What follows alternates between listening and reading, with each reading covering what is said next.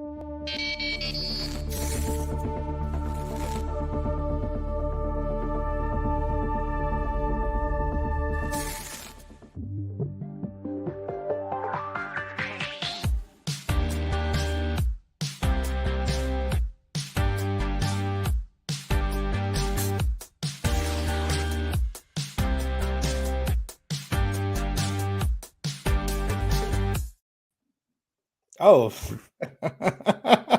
Wow, Ricky. Wow.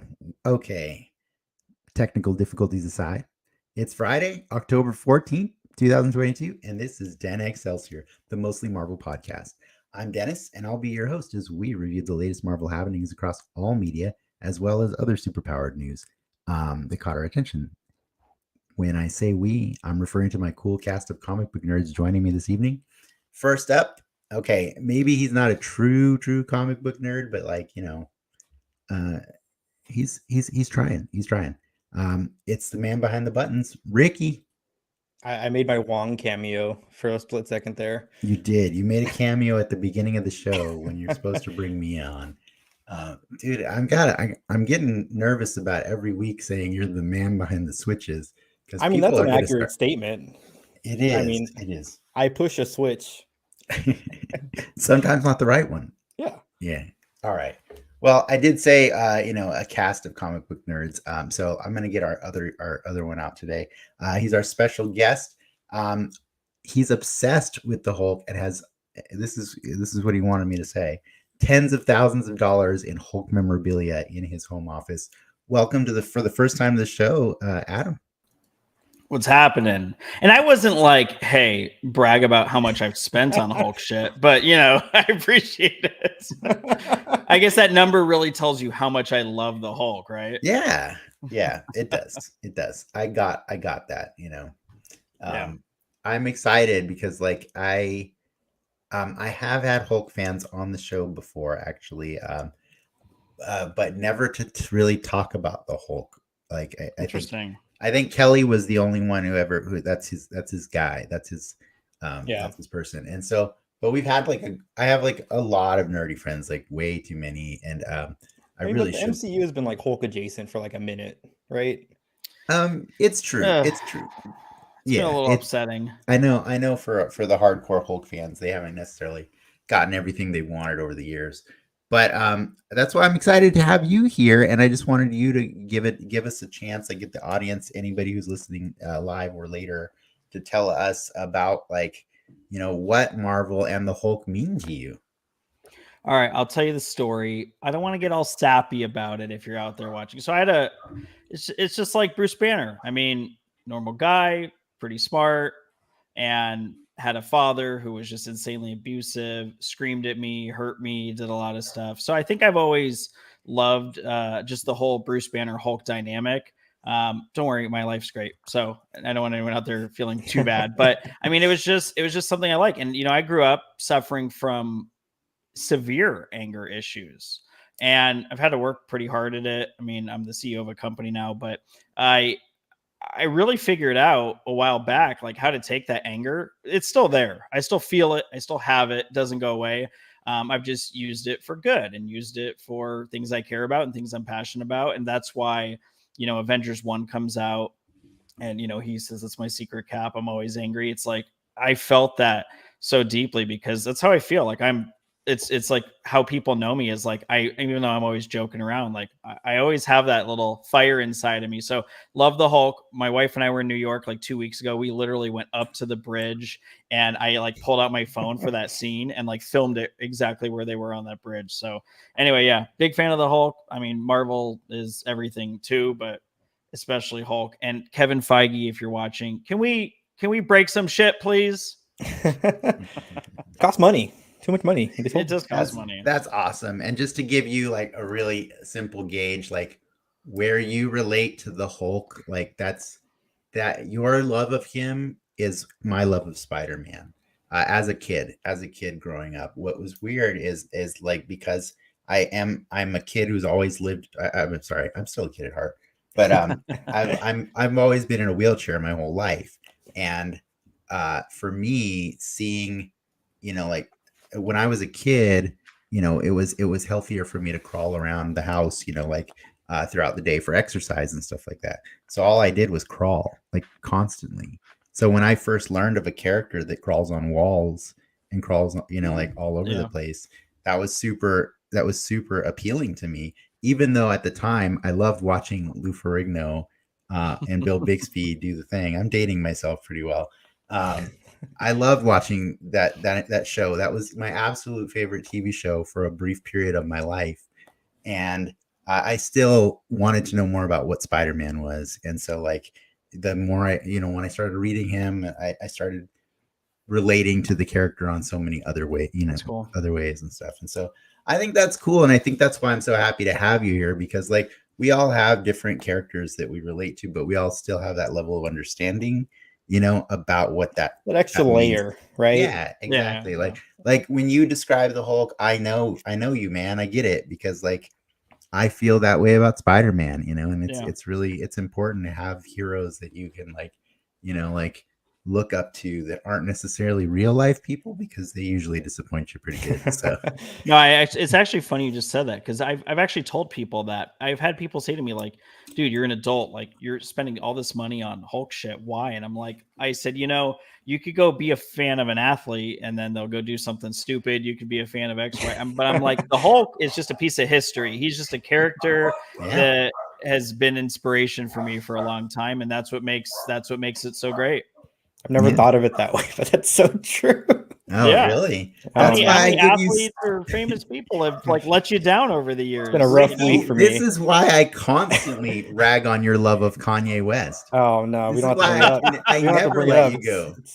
I never let it go. It's been a rough couple weeks. You can't take down my Spider-Man. You can't do it. Like he's my guy forever. We had Parker, man. He's not. We had do anything. Guests over this week, and I have a Kanye poster framed in my office. And I had to take it down. That's awkward. That is awkward. That's but literally, like that's exactly what I just meant. So yeah. Real quick, Adam, I gotta rank the Hulks for me, the live action Hulks. Where you stand in? Well, I mean, you have to go Ruffalo 1. I don't know. I actually love the Eric Bana. I mean the VFX are kind of whatever, but just the comic paneling in that movie is just so amazing. The sentiment seems to come around for that movie nowadays. Yeah, I mean it's just and it's kind of, I mean, you get to see his father, kill his mother, which is a big part of it, and you kind of get to see like some of those things start building up in him.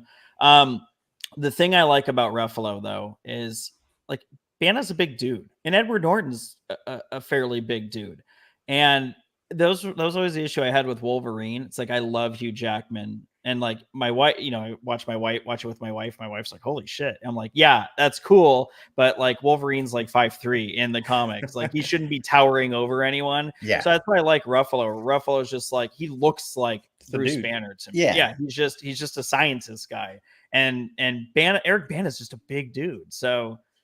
I'd go Bana 2 and Norton 3. All right. It's pretty good. Wait, where was Ferrigno? Well, yeah, I mean, like you do I guess, you mean, honestly, you almost have to put Ferrigno 1 only because like to be able to be the Hulk with no VFX is pretty badass. To me, he is number 1, and he was like, honestly, he was still the Hulk in the Avengers. That was his voice. Oh, yeah. He was Hulk for... Yeah. So like for me, I got to have my cake and eat it too, because I got to have 2 awesome people be the Hulk at the same time, so. I do love the scene with Edward Norton though, where he's like got the extra pizza for him. Yeah. Come on, man. Let me in. Yeah, that was cool. Well, this has been awesome so far. I'm pretty excited for the rest of the show. I'm going to get some formalities out of the way before we keep going any further. First off, as advertised, we're going to be, I know we're talking a lot about the Hulk, but we are putting a spotlight on the final 2 episodes of She-Hulk tonight, as She-Hulk Attorney at Law on Disney+. We actually should probably spend a little bit of time talking about Werewolf by Night, just in case, because we didn't have a show last week. And so that came out last Friday. And if you guys want, I'm down to chat about that, really briefly. And then, for those of you joining us live. You know, like you also have. We'll be checking the comments, but we also have nerd news and trivia that you can play along with as well, or interject your opinions on. And if you can't get enough of us, you should visit patreon.com/denixmedia, where you'll find a variety of creative offerings, including recent episodes of our live after show, The Soapbox. Patrons get exclusive access to chat with us, but if that's not your thing, don't worry. We'll be releasing it to the public next week, I think that's it. That's all my formalities. It's a lot. Nice. Ricky, do you want to do your news that you prepared for us first, or talk about Werewolf by Night? Oh, let's talk about Werewolf by Night. Let's mix it up a bit. It's a light news week anyways. Spoiler warning. Just for anybody who didn't get a chance to watch it in the last week, I just want to put that out there. Werewolf by Night came out it just kind of snuck up on us, showed up on Friday on Disney Plus, and it is a Marvel Studios production. So let's go. I think you guys all watched it. Is that safe to say? I was a morning wake up early and watch it type of deal. Like I was pretty stoked on it. I was pretty happy. I was pretty weirded out by the runtime, but then I understood that's why it's called a special presentation, right? So it worked so well. I mean, I hope, and I would assume that's not the last time we get like one of those. It's a great way to just put something out there and not have to commit to a movie budget, but you still get the flavor of it, and now it exists and they can use it again if they want. If not, it's done, Yeah. Love it. Adam, what was your knowledge level of each of the characters in that story before you watched it? Man-Thing, 3 out of 10. Elsa Bloodstone, maybe 5 out of 10, and then Werewolf by Night, pretty low. I thought maybe I kind of knew he had some Moon Knight connections, but I loved it. B, I thought the runtime was actually really cool. I listened to an interview with the director today talking about how they were going back and forth between color and black and white. Glad they went with black and white. And yeah, I mean, sort of like what Ricky was saying, it's just smart because you either do a movie or you do a show, you commit a lot of money, and you find out that people aren't really into it. It's kind of a waste of money. And they could probably just sit back, watch social media, and say who'd they like. Oh, they love Man-Thing. Great. Now we know we can bring monsters in. I would love to see this director just do Blade, since they need a director now. I mean, that would be like perfect. So yeah, I loved it. I thought it was awesome. I hope they do more of those. It's a good point, because they are still scrambling for a director for that one, right? And Michael Giacchino, he's always been the composer for a ton of Marvel movies and a lot of your favorite like Pixar movies too and stuff. So he did the Batman also. Mm-hmm. Yeah, so that guy's gotten around like just doing amazing music, and now he just like suddenly is this amazing director too. Like that was I was not expecting that level of horror from anything. They really Marvel. went for it. I mean, they didn't like pull back from the I'll say the cheesiness, right, of the old horror movies, but what would you call it? That blood was not from not the blood, but like the intro and the thunder, the lightning, the whole setup in the title cards. Like it was just classic horror. Yeah, it's the aesthetic of like a classic. It was a love letter to the Universal Pictures, right? The Universal movies. Like it definitely was that. We had Travis on a few weeks ago asking him if he was going to be excited about this show, and he was like a hard no, because he rejects fundamentally that style of werewolf, right? Because like he wants to see a monster, and I get it. And so yeah, if that's not your aesthetic, do not watch Werewolf by Night for the werewolf. But that said, there are other things that are far more special looking in this movie, or this special presentation. Short. Yeah. So like I'm okay with that being the aesthetic of a werewolf in Marvel Universe, if that's the aesthetic of a Man-Thing also, you know what I mean? Like it was pretty cool. Man-Thing looks so cool. I mean, that's just so good. And that was practical. It wasn't even VFX. I mean, they had someone in the suit standing there. I mean, they layered VFX over it, but yeah, that was like a practical shot. And it was perfect. I mean, I think you're going to have the same love of people who love Groot they'll probably love Man-Thing. If you like a Groot, the Groot and yeah, you'll Man-Thing love Venn a diagram. Man-Thing. Yeah. They showed some restraint too. Like there wasn't any hooks to the bigger world either. Like I know, if I can recall, the lady bad guy from Iron Man 3 that has a scar on the face. In the comics, that's from Man-Thing, right? Interesting. I didn't know I that. think that's what it is. But anyways, I'm they not didn't gonna- try to loop anything back into like the bigger picture. Like they very clearly set it up at the beginning, say, hey, there's Avengers, and then there's monster hunters. But they definitely left the door open for that to Yeah. still be existing in the year, because they did explain that the bloodstone keeps people alive longer than they should be. So depending on how thoroughly you were looking at the dates on those caskets, I don't think it even matters what the dates on those caskets were, right? Like Elsa can still be alive if they decide they want her to be alive. Same goes for a werewolf, and same goes for a Man-Thing, right? Like, so there's nothing to say. It's like you said, they're going to data mine the internet, and they're going to decide. I mean, that Man-Thing's first going to be scrape that Avengers internet, ride. you know? Yeah, if people liked it enough, that's going to be in Fantastic Four #2. Or something like that. It's just going to be in 2029. Yeah, exactly. You know, so I thought it was a great little horror story. I thought, like, Ricky, my question to you, because like Adam, I actually got Ricky to read like one of his first like full comic stories last year, which was Next Wave. And one of the main members of that team is Elsa Bloodstone. Ricky, how accurate was the Elsa? The jacket was red, and she got a gun right at the end of it. She had the rifles. She had the rifles, and yeah, that's all I remember from Next Wave. And Elsa Bloodstone. Is she in Marvel Unlimited 3 or Marvel? She's in the Nintendo one, yeah. Okay, Unlimited, Marvel Ultimate Alliance 3. That's Elsa Bloodstone. That's all I need. Man-Thing had the 3 need. tentacles. He looked like Man-Thing. I'm happy. I liked his powers. I mean, I started reading some comics, but just like the visualization of them on the show is great. The visualization was cool.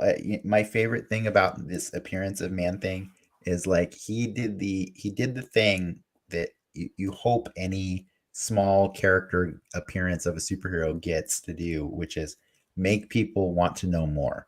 And my wife saw Man-Thing and she was like, what is that he's doing to people? And I'm like, hey man, those who know fear, let me tell you about his will dimension burn at the swamp. touch of the Man-Thing. That's I was like, you know what? I can't explain it well enough. I'm gonna go find you a TikTok that explains it better, because I can't be in charge of knowing everything about every single one of these characters. I just know you'll get burned by the Man-Thing, and so I was really happy to see that too. His final kill was great on the Great Ant or whatever. I mean, she got rocked. That's all you could want. Agreed. And by the way, my full knowledge of Werewolf by Night is exactly. I did research for Moon Knight a few months ago. He popped up there. I read the first appearance of Moon Knight, which was in a Werewolf by Night story, and I didn't care for that character at all. And everything Diego Luna did was a million times more interesting to me. That wasn't Diego Luna, was it? No, Diego Luna was no. It was. Oh, sorry. I'm thinking of Andor. Yeah. Gabriel Garcia Bernal, right? Yes. Thank you. Yes. You get us canceled here, man. I'm not getting us canceled. If anyone's getting canceled, it might be me. I'm half Mexican, so it's okay. Half of me screwed up. The other half is probably not actually going to apologize for it. But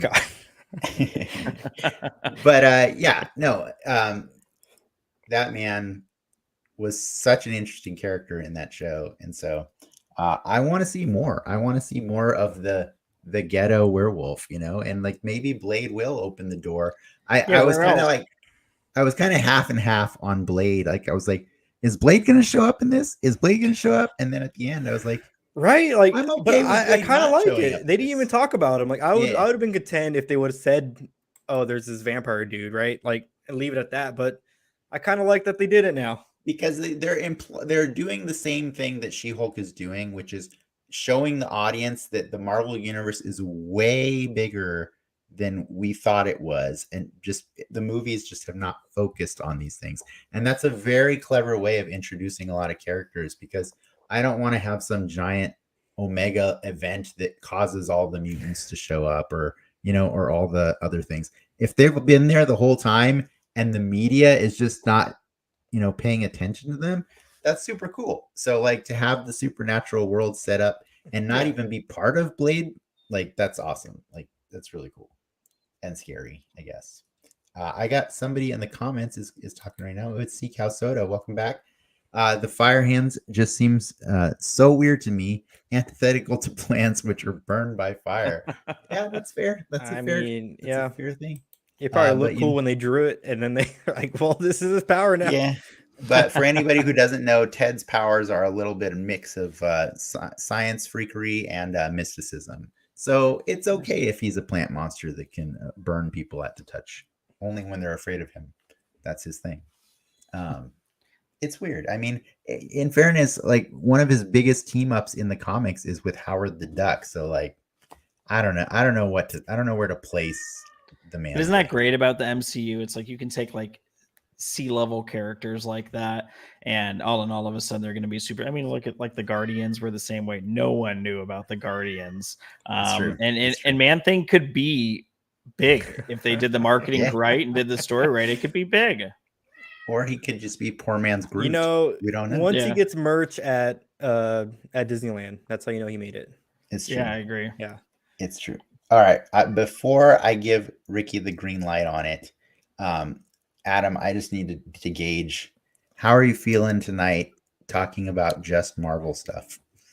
I love talking about just Marvel stuff. I talk about Marvel stuff all the time.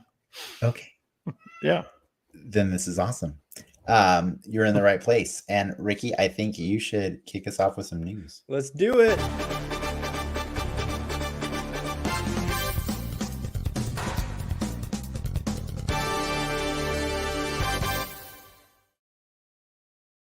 Only the hardest hitting news here on the Den Excelsior podcast. We usually don't comment on rumors and speculations, but this one's been making the rounds all the time. You do it all the time. Harrison Ford is rumored to be playing or taking over the role of Thunderbolt's Ross in Captain America: the New World Order. That's kind of a big one. That's a big pull. Huge. So this rumor was going around D23, and then it stopped after the conference. The letdown of a conference, and all of a sudden it just came back up out of the blue. But you're starting to get like Variety to report on it, Deadline to report on it. So I would assume there's some weight behind that. But yeah, so William Hurt, right, was the last. He passed earlier this year. I think. Yeah. I mean, but shit, to replace him with Harrison Ford, I mean, how many trucks of money do you think they had to drop at his door? I don't know if it was really a lot, but enough.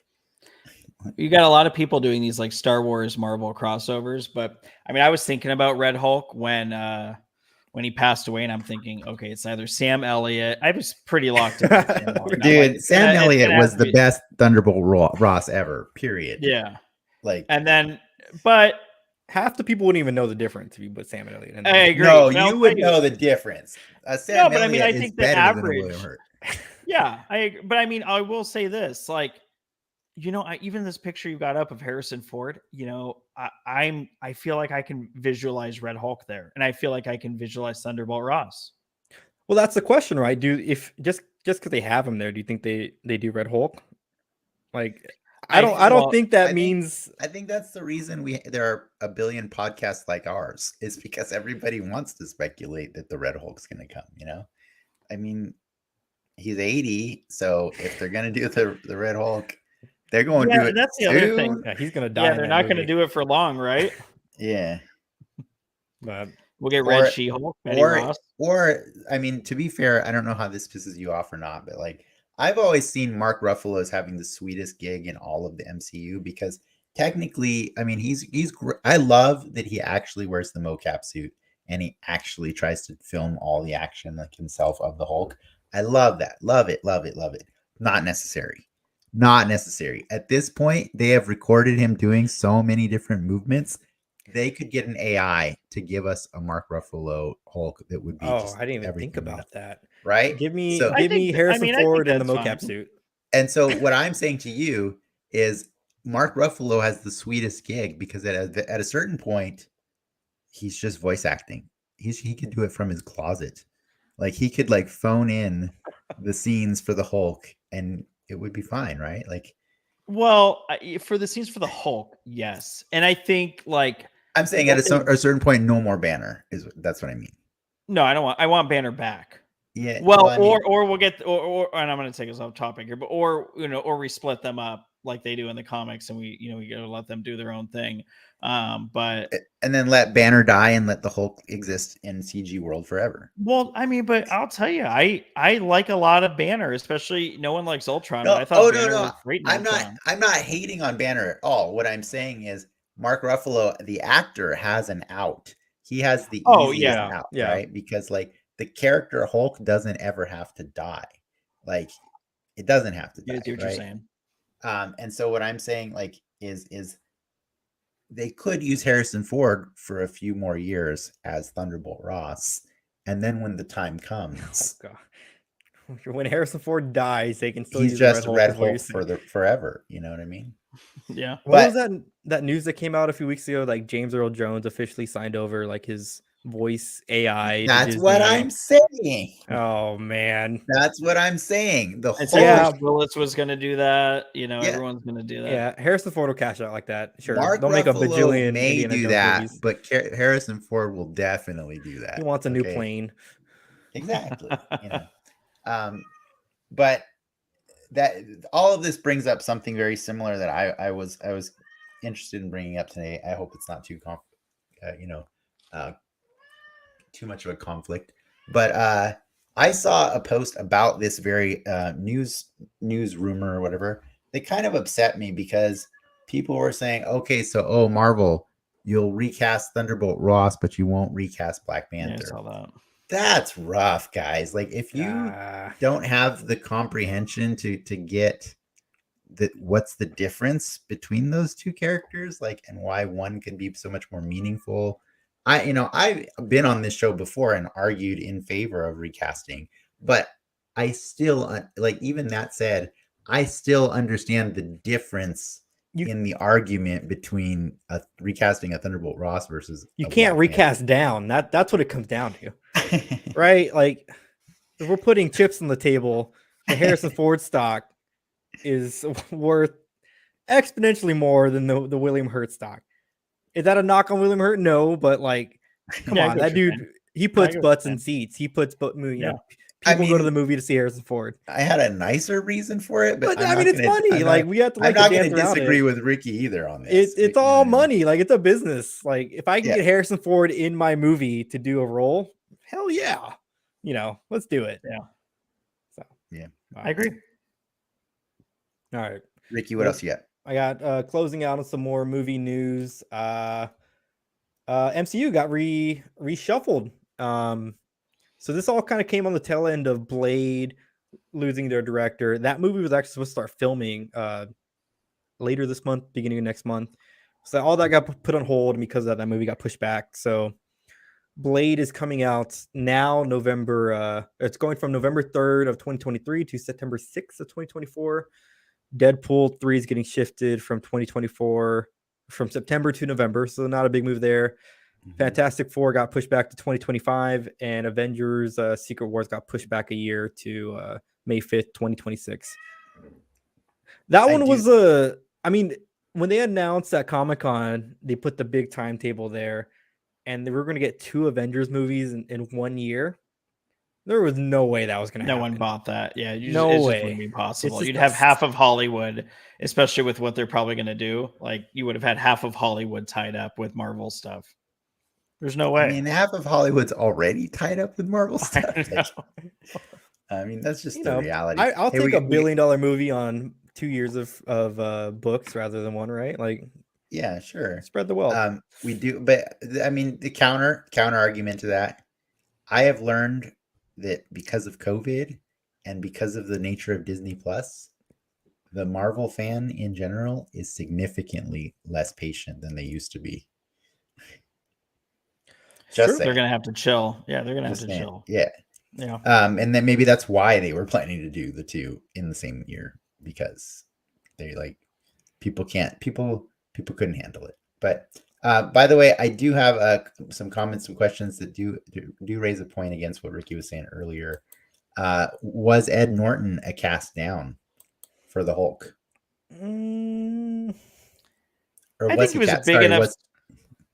was he Go ahead. a cast down, Or was he? I guess Mark Ruffalo cast down, Or was right? Matt? Or was Mark Ruffalo the cast down? I think Ed Norton was definitely better than Eric Bana. Yeah. I like him, the actor. I struggle to like Bana, even though he's bigger, felt a little bit more Banner to me.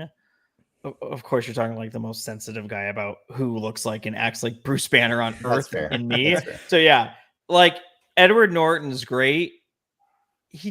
I didn't get Banner vibes from him.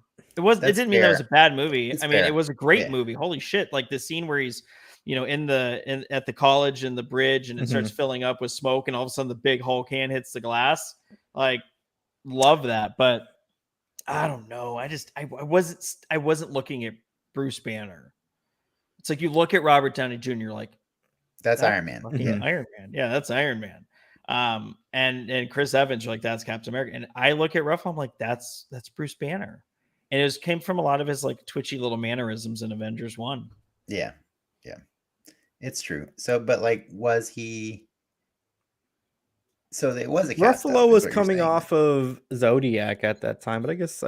Yeah, I mean, you guys were talking about the stock that certain actors bring to the table. Like from that point of view, Ruffalo was a cast down, right? Like from Ed Norton. Yes, and Ed Norton was a cast up from Eric Bana. Probably, but the Hulk.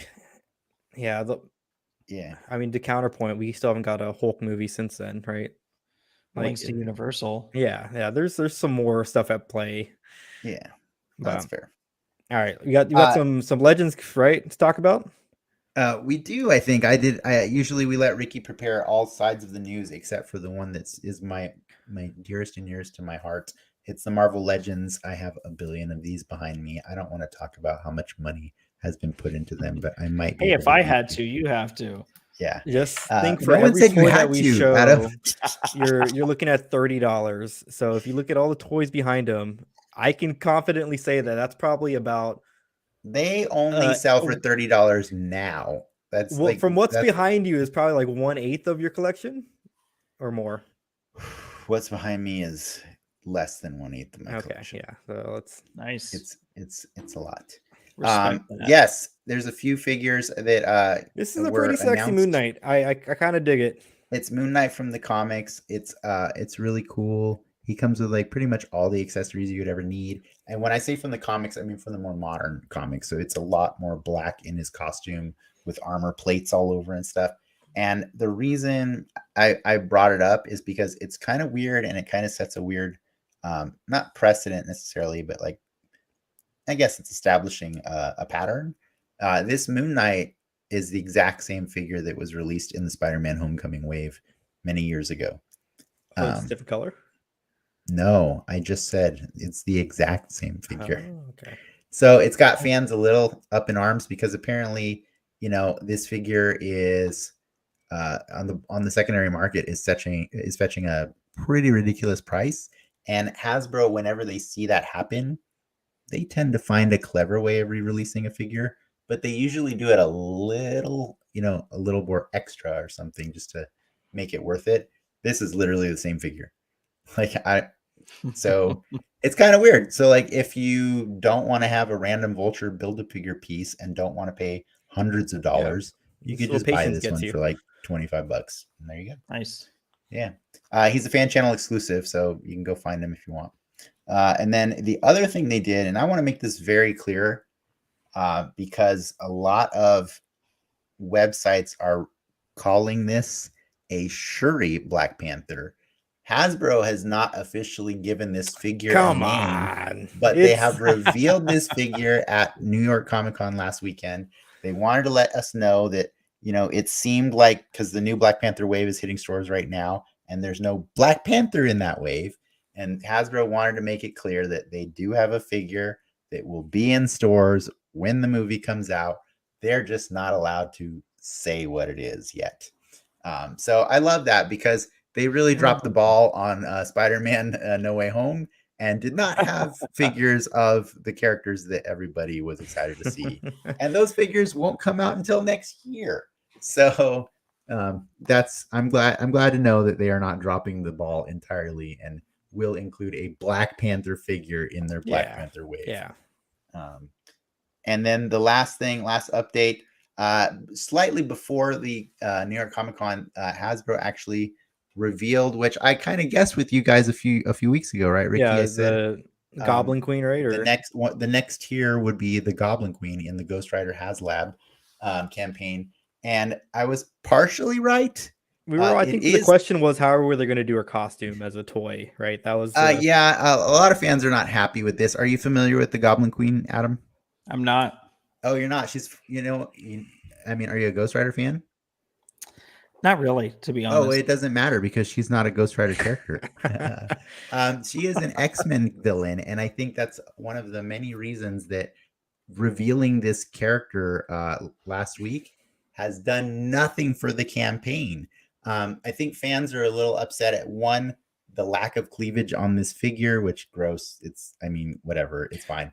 But two, the fact that they are just throwing in characters that have nothing to do with Ghost Rider just to make people feel compelled to buy this thing. And I can't help but feel for people who are giant diehard X-Men fans, and this is an evil clone of Jean Grey. Why do I have to collect a giant $300 car and a Ghost Rider just to get my Madeline Pryor figure? I'll split the car with you if I'll just take the car if you want the Goblin. Okay, you're not talking about, we're not talking about me. I want it all. Like, my thing is, I don't discriminate. I love all of Marvel. And so that's why I have this unhealthy collection of legends. At the rate that campaign's going, that thing's not going to get made. It's going in the negative direction, and that's bad. That's like, I don't know how well you guys know analytics or anything like that, but when the numbers go down instead of up, it's not good. It's not good. It's never good. Yeah, it's unfortunate too, because like the first 6 days of that campaign were really strong, and unfortunately we're like 23 days beyond that, and those days didn't matter at all. I'm confident we'll get a Robbie though if that thing doesn't come out, but I don't know. Yeah, I don't know. but, Are you you don't collect Marvel Legends, correct? Or do you? No Marvel Legends. I've got every sideshow statue of the Hulk and pretty extensive Funko, like every Chase, every Hulk Funko. Yeah. What's the appeal to sideshow versus like a Hot Toys? Is it the posability, No, see, I don't even buy the premium ones, like the figures. I mean, I got the sideshow doesn't move. It's just sideshows are statues. I mean, this one behind me, it's a big boy. It's Hulk versus Hulkbuster. I mean, it's huge. It's heavy. You lift it, it's like 50 pounds. There's just something to. I mean, I've got a lot of these sideshow ones. Hold on. There's just something. There's just a quality to them that's just great. I mean, they're thick, they're heavy, they've got incredible detail. From top to bottom, and they run anywhere from like 150 to 210. This is one of the smaller ones. I've got some of the bigger ones. This one's probably a 12-inch. There's some 18, and then I've got the 24-inch Hulk versus Hulkbuster behind me. I want to buy the Hulk bust, like the 1-to-1 scale Hulk bust. My wife said no. Yeah. She's never said no to anything Hulk related except that. She was like, I'm not going to have that in my house. Yeah. It's hard to see, but I actually do have a She-Hulk and a Black Cat sideshow on each side of me up on top of those shelves. Love it. Funny thing is, like, they're gifts. I don't like, I've only ever bought one sideshow in my life. It was surprisingly another She-Hulk. Which is so weird to me because I'm a giant Spider-Man fan, but I think my appreciation for She-Hulk hit me at a time when I had a lot of disposable income. Perv.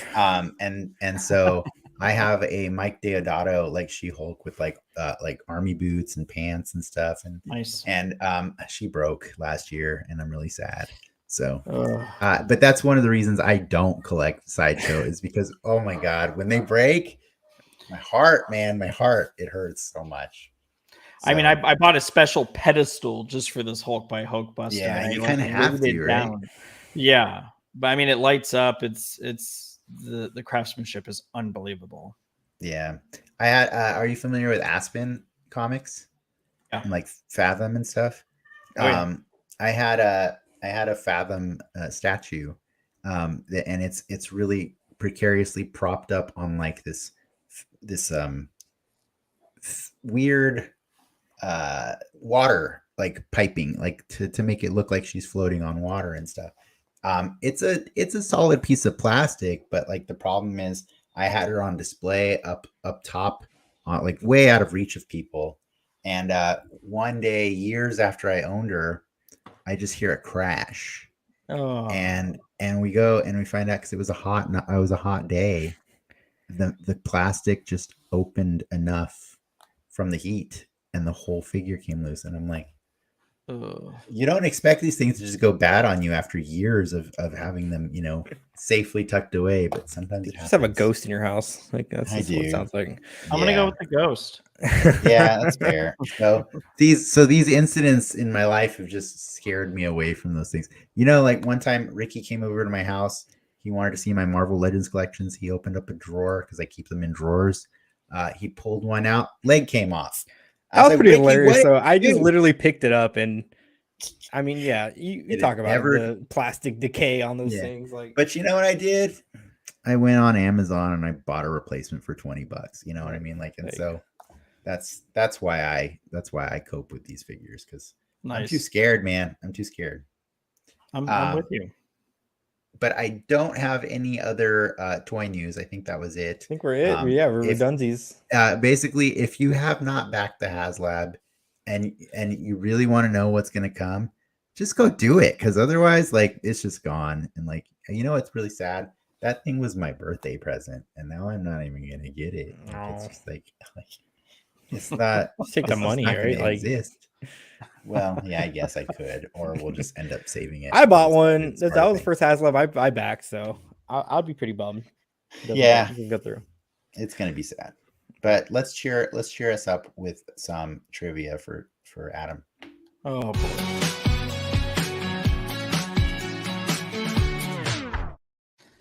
You say, "Oh boy!" Like you're not excited about this? No, I'm excited. Let's go. Okay, so normally, I don't know if you've seen on the show, like when I do whip up trivia, we don't do it if there's like a busy, evening of lots of stuff to discuss. But you're new to the show, and I had to do one, and Ricky is, you have mutual acquaintances, and that's how we got you on here. I've never met you before today, and so all I've heard is this man loves the Hulk. It's the Hulk man. And so I was like, really, like that much? And then, I gave you a little form to fill out to give you responses. And like, I saw some of your responses and was like, this man loves the Hulk like a lot. Huge. So I decided, I'm like, okay, usually for my trivias, I kind of go softballs because I like to like show how little Ricky knows. And I try to make the guest look pretty good. I think that would be doing you a disservice if I threw you softballs. Because what color is the Hulk? Yeah, exactly. So I think I'm gonna create. I created ones that I think for sure Ricky will get wrong. Some of them, and I think you won't get them wrong. That's my guess. I hope. So what are you gonna do? Like, are you gonna ask him first and see if I know it? So I'm gonna put trivia questions out here, but unlike previous ones, Ricky. I'm not providing you multiple choice. Oh shit! Okay. Damn. So I mean, all right. Oh man. I think we're in for something cool here, guys. All right, let's throw it out. All right, I'm going for the throat tonight. Okay, it's gonna be good. Love it. I believe in you, Adam. Though I really do. All right, here we go. Well, great. Ricky's gonna go first. I know this one though. I know it's great. What was the Hulk's original skin color? It's gray. It's gray. Yeah. All right. as long as Adam concurs. I had to throw one softball in. Was that But do you know why? Do you know why it went from gray to green? I know why, but I would love for you to explain it. Do you know, Ricky? I'm not joking. I would assume either. it's just like an ink thing, right? It was an ink thing. Yeah. It was. Yeah, the gray was. All the reprintings of this issue actually do show him in green on the cover because Marvel would prefer to have that like consistency. But Yeah. But isn't the Gray Hulk is now a character in the comics, right? Well, let's keep going before you it's a trivia. Do you know why I never put these on TikTok? Because of that. Okay. Because I can't do short trivias with your butt. Well, we got 15 seconds. How many issues did the original Hulk series last? That's for Ricky. That's it's 6. I'll throw 10 out there. Let's say 10. Seems like an even number. I'm pretty impressed that you weren't paying attention in the green room before the show because Adam literally mentioned that. And I was like, damn it, stop mentioning it, Adam, because it's one of my trivia questions. He's fighting the Metal Master. So yeah, there was the original 6. I own number 4 and number 6. And then they brought him back in Hulk 102. Yeah. When did he go green? It was canceled. He went green in Hulk number 2. Okay. Yeah, number 2. Yeah, number 2 is the first appearance of Green Hulk. All right. Adam is not letting me down so far, but he probably thinks these are super easy questions. I get that. And now the other reason I rudely cut off Ricky a moment ago is because he was about to give away another one of my freaking trivia questions because he talks too much. What alias does the Gray Hulk use? It's Joe Fixit, right? Good job. And by the way, I copied that text. I just noticed that they spelled gray as in Grey. I hate when they see that because it's Gray. The only reason I know Joe Fixit is because I think I unboxed that toy at your house, and I was like, this thing looks dumb. Hulk in a fedora is dumb. I'm gonna say Adam doesn't agree with Hulk in a fedora is dumb. Well, let me guess. The image you're gonna have is Wolverine number 8. Wrong, but still good though. Still good though. It is Joe Fixit. You got pimp Joe Fixit. Hell yeah, I love Joe Fixit. So Adam and I discussed this earlier, but I actually we both grew up in Las Vegas, and so I just happened to be reading an issue of Hulk where he was the Joe Fixit persona when I was a kid living in Vegas, and I was like, hey, that's where I live, and so it was cool. It was cool to see the Hulk hanging out there. So I have a special place in my heart for this Hulk because he made me feel seen a little bit, I guess. I don't know. Love it. What do you feel that way? Do you get that from him? I mean, I love how it sort of like comes back to Hulk 1 because I think if you were to ask 99% of people who've ever heard of the Hulk or the Avengers, you say what colors has he been?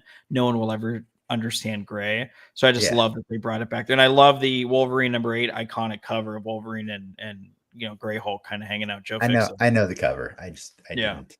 I was trying to go for something a little more contemporary, but no, you nailed it. I feel you. But yeah, no, I love this character, and I swear this is the last one that Adam will feel like these are way too easy because the next one's going to get Ricky for sure. Okay. Here we go. Who's the mother of Hulk's son? I read this today too while I was just researching this show and figuring this out. A lady on the planet Sakaar is where I'll go. Yes, that's right. So, she has a name, but yeah, that's right. I think I win by default there. No, you don't. Adam, you want to give us the answer? Yeah, the name is Queen Kyra the Old Strong, King Kyra the Old Queen Kyra the Old Strong. Kyra the Old Strong. Yeah. There she is, Kyra the Old metal Strong. Lady, or she? No, she's just gray. She's gray. She's from a race of people on Sakaar that are gray. C. Carl Soda, my lovely wife, just asked, didn't you do a toy photo of that Wolverine cover, Dennis? No, I did not. That's you're thinking of something different. That is the original first appearance of Wolverine, which was in a Hulk cover featuring Wendigo. But Adam is referring to a really sick. Was it Frank Miller? I can't remember who drew that cover.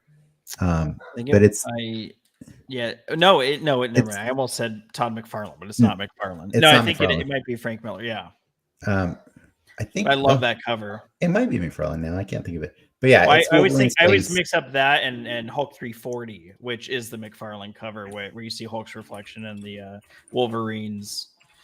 Oh, that's the one I was thinking of.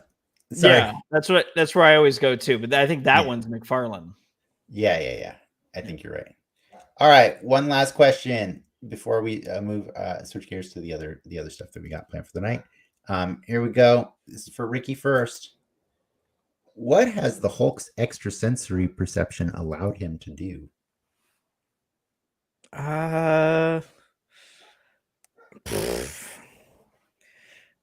Like what? So okay. Can he?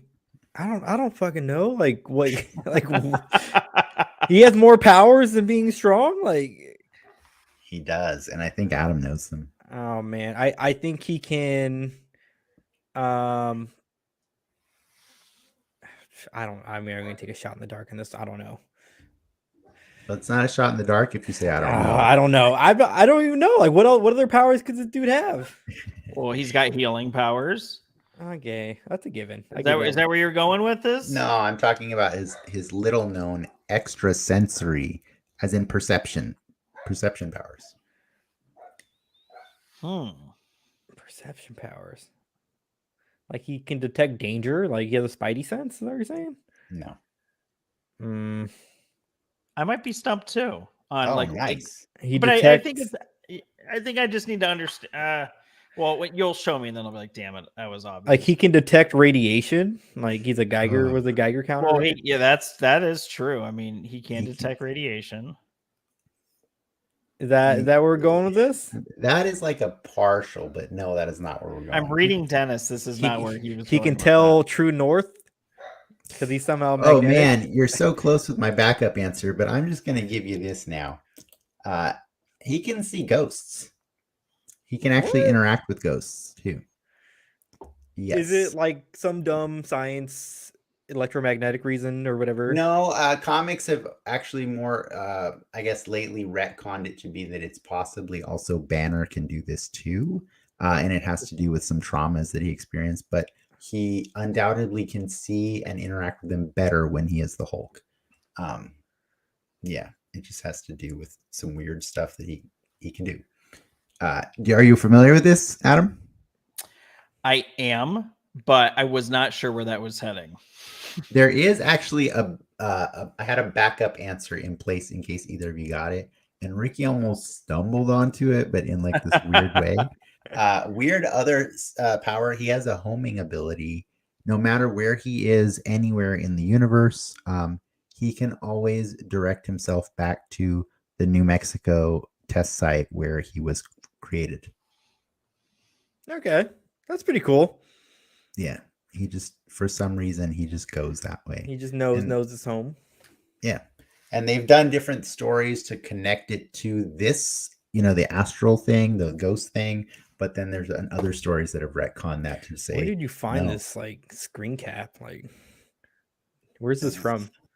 It's literally just the Hulk Wikipedia. It looks like one of the first. I mean, it's probably it's him talking to Doctor Strange and the Defenders.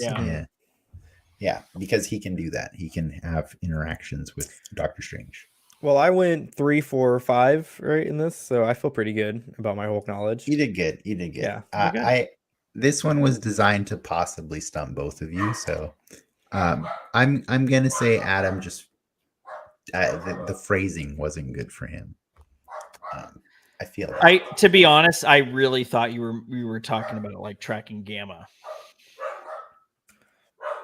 Fair enough, but that's some good shit.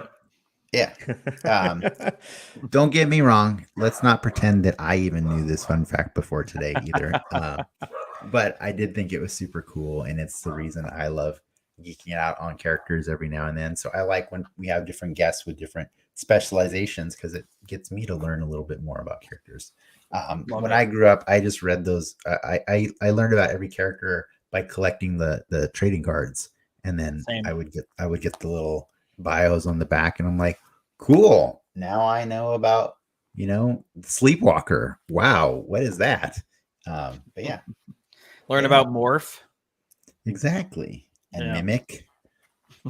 They're two different characters. All right, cool. I think whether or not you guys like that, we should probably move on. That was fun. No, I like that one. I liked it. But cool. I think we're in showtime, right? Yeah, we're gonna do this. We're gonna go do the show now. Spoilers. Let's do it.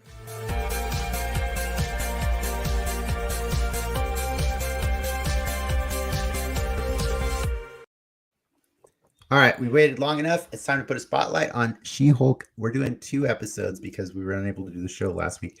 Episodes 8 and 9. But before we do that, like I said right before this, spoiler warning: if you haven't watched either of the episodes, I know the most recent one, the finale, just came out yesterday.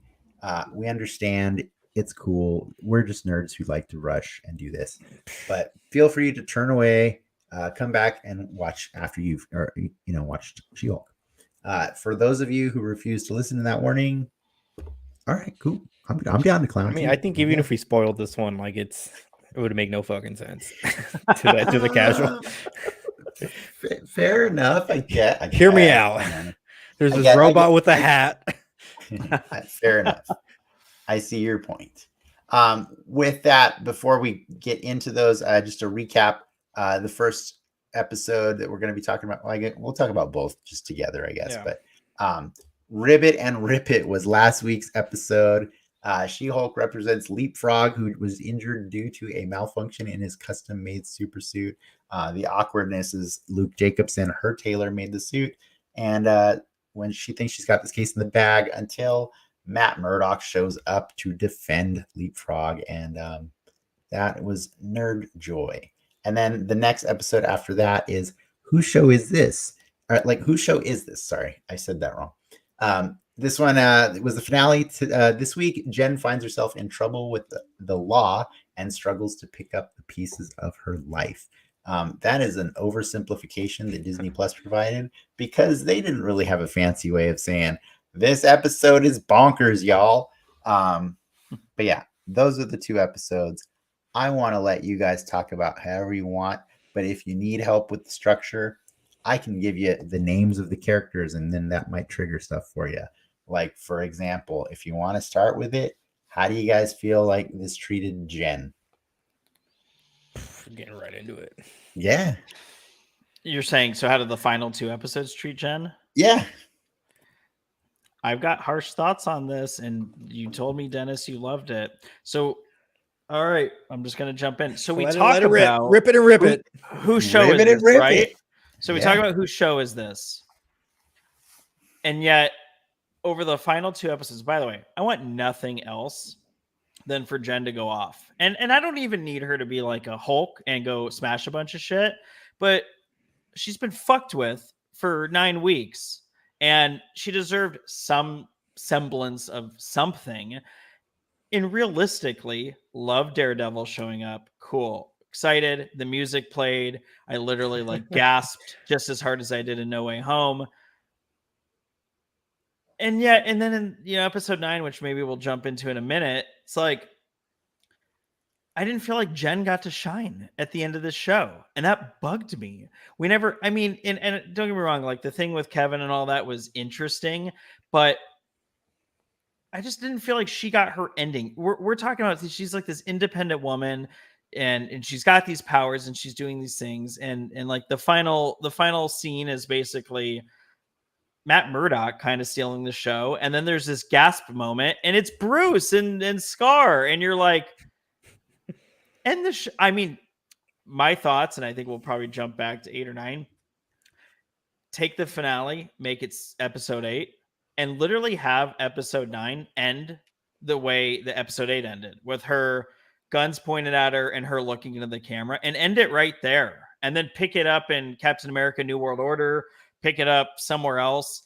I don't know. I love Daredevil, but he took away from Jen in the final 2 episodes. I'll agree. I have same sentiment kind of towards you, Adam. Like it, I love the Kevin stuff. That whole fourth wall sequence is great. It's like, so think of it like as a 5-course meal. That episode, that 4th course was amazing. But it took a it. She has no agency in her resolution. I felt like Really? I Wow, that's because a it's I bold almost agree. like statement. it's almost like a fantasy that fourth wall scene. It's I would equate it to like a dream sequence. While the resolution That's unfair happened, because have you equated every single other fourth wall break in the story as a dream sequence? yeah, but had any other fourth wall break been so like egregious? You know, like I looking. mean, There's a difference between looking at the camera and then ripping open Disney Plus. she's not just looking at the camera though. She's literally telling you, "I know what you're thinking. You're thinking this is the cameo show, blah blah blah." Remember that joke? She's talking to you as someone who's fully aware that she's in a TV show. Like that's the whole point of the show, right? Is it's a sitcom. I think they went It's from like 0 to 100, Yeah, I and agree. that I was and gonna that say like, yeah. they went to the logical explanation because like, and I'm not trying to be gatekeeper or whatever, but like fans of the comics, of the She-Hulk comics, I'm pretty sure love that sequence she because rips open pages in the comics. she Yeah. rips pages in the comics. Yes, Yeah. she got to design her own ending, which is exactly what Sea Cow Soda is saying too. And that's all the agency. Like she got to decide. I think the problem is like, Does that translate to TV though? Like, you know, well, that's up to Disney and their data scraping to decide that, right? Yeah. But here's the thing: if it's a sitcom, if it's a Mhm. true a sitcom doesn't end with this horrifying cliffhanger that people have violated her privacy and captured her in her most intimate of moments, and you'll have to wait till next year to find out where this salacious story is going. That's not a sitcom. Like no episode of Married with Children ever ended on that note, right? So it's up to the viewer to remember what this show is. It's a Mhm. sitcom, and in sitcoms, the status quo is maintained by Yeah. the end of every season, right? So To like to their she's back credit, to being a lawyer, but now she gets to be a lawyer and understand that she has the power to do good for people both in and out of the courtroom, you know? That's why Matt was so important to those last two episodes. Other than being the most charming freaking dude ever. Like, oh my god, I was just in love with him. I you don't understand. As a Daredevil and She-Hulk fan, I've known for a long time that Daredevil was going to be in this show. And as much as that excited me, that's not what I wanted the most. I wanted Matt Murdock in a courtroom with Jennifer Yeah. Walters, and I wanted him to cheat. Like, because that's why Daredevil wins. He wins because he cheats, and it's awesome because he's always on the right side of justice, right? Like, I mean, we're not denying that he also listens to your heart. He knows when you're good. He knows these things, like he's cheating all the time. So I don't mind Jen losing to Daredevil because she represents some scumbags, right? Like that's kind of her deal. And so like I love that episode because it lets Daredevil give her that little push she needs to understand you don't have to just settle for these scumbags, right? You can do this two ways. There's two ways to do this. I love it. I loved it so much. And so bringing him back as the cherry on top in the second episode, oh god, that was just so much nerdgasm for me because like I love that he got to be treated as the prize, right? In the same way that usually like I mean, I just hope it doesn't female end characters do that, when I think it's a safe bet to assume the Daredevil show will take place in New York, right? Like I think right.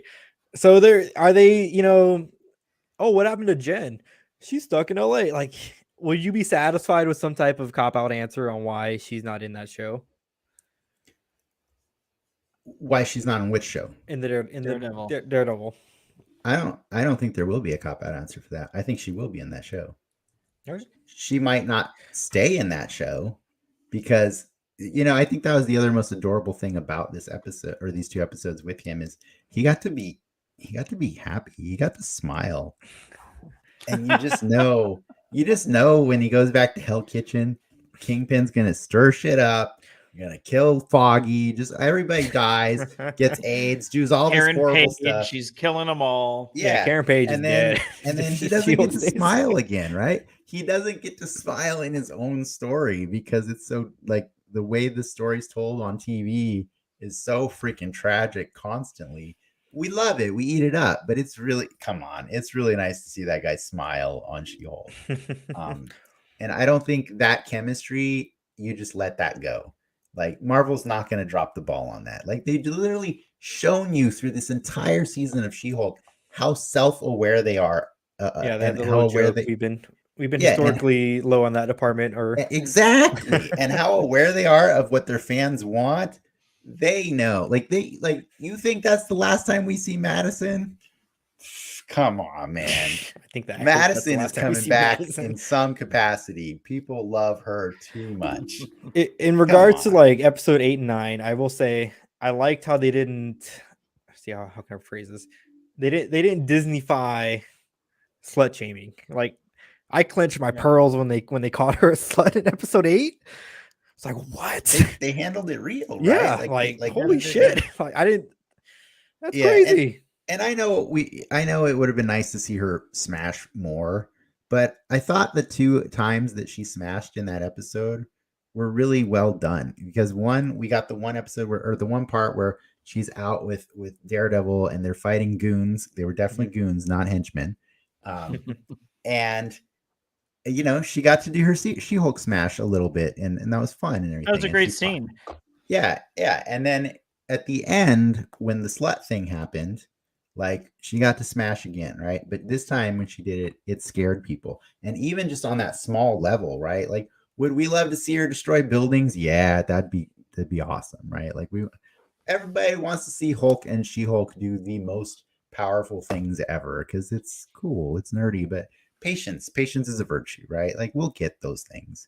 But for the sitcom, I felt like even her power was just off.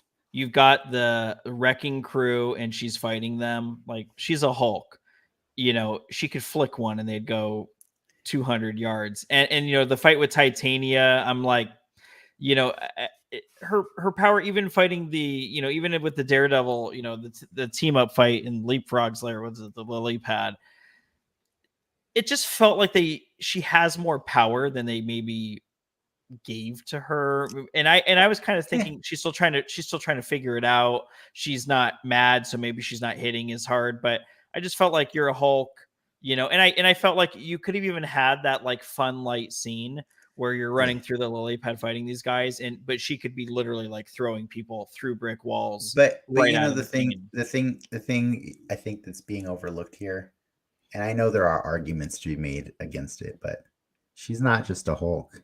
She's a lawyer too.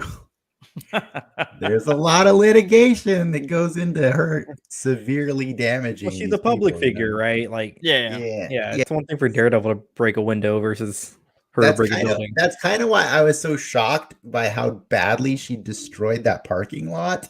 I was like, "You're a lawyer. What are you doing?" You know, but I really liked that at the end of that scene where Daredevil's like, "So this is your first parking lot you destroyed?" And she's like, "Oh, you're right. I should leave a note." You know, I'm pretty sure she's the only superhero leaving notes after she does, you know, property damage. That's freaking awesome. By the way, She-Hulk, Seacow Soda had a few things extra to add to our conversation. Fourth wall breaks are nods to Ally McBeal as well, I believe. I believe they are. I think there was no secret that She-Hulk was the inspiration for Ally McBeal. I think that's what we're saying. No, I think you know, having those fourth wall breaks and having the show line up with Ally McBeal, that's no coincidence. Like those two things have a very if you've ever read those She-Hulk comics from like Dan Slott or even John Byrne, there's a lot of that same kind of comedy. And so I get it. I totally do. And then Seacow Soda also wanted to add Madison was engineered in a lab to entertain us. By the way, Respect. I don't think she had two Y's in her name. I think you spelled it Yeah, wrong. yeah, you It's- gotta. It's one Y and two N's, but they're not where you think. And then I'm going to say that every week on this show, just so you know, I have so far. And then LOL, if women used all our powers and strength every time when men pissed us off. And I mean, I get what she's saying, but like in all honesty, just from the comic book nerds like point of view, I totally get what you're saying and like about, you know, oh, that's not Hulk power on display and stuff like that. But as a Spider-Man fan, I'm always like having to suspend my disbelief for when he fights thugs. You know what I mean? Like this guy, like these characters Like just the Batman argument, right? Like Batman beats the shit out of people. these characters are heroes and they're canonically famous for pulling their punches when necessary. You know what I mean? So like as much as it'd be cool to see her flick a wrecker across the city blocks and stuff like that, like I don't, and it's okay that I don't get that all the time. And so, but with that said, I do know that there is a large disparity in general with power scaling of all the characters in the MCU. And you just have to accept at a certain point that their powers are just going to do what the story needs them to do at the time. And like, hopefully, you know, one day we get the depiction that we want to see. Yeah, it's called Secret Wars in 2026. I think it is called Secret Wars. You'll see him. Yeah. You'll see She-Hulk throw a yeah, planet. she's gonna unleash because she's gonna be the new Hulk that we have from now on at some point. Because I don't think Ruffalo will do the smart thing I said he should do, which is just phone it in from his closet for the rest of his life. We'll see. Well, let me ask you this. So WandaVision, which I think back to, was like just so great. It was the beginning of COVID. Mhm. We're trapped at home, and it's like Start every of our Wednesday. podcast. Yeah, it was like that was literally so great. And I thought the finale was awesome. We have the Scarlet Witch done. You think about, we have our new Captain America after Falcon Winter Soldier. Like we have our new Cap. You think about Loki, and you're like, I remember that thing opened and I saw Jonathan Majors. I looked at my wife. I'm like, no shit, they did it. I was like shocked. And I feel like they've done a good job. They did a good job early of landing these shows.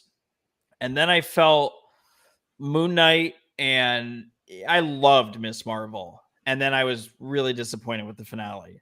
And I would say She-Hulk, just because I love Hulk, was awesome.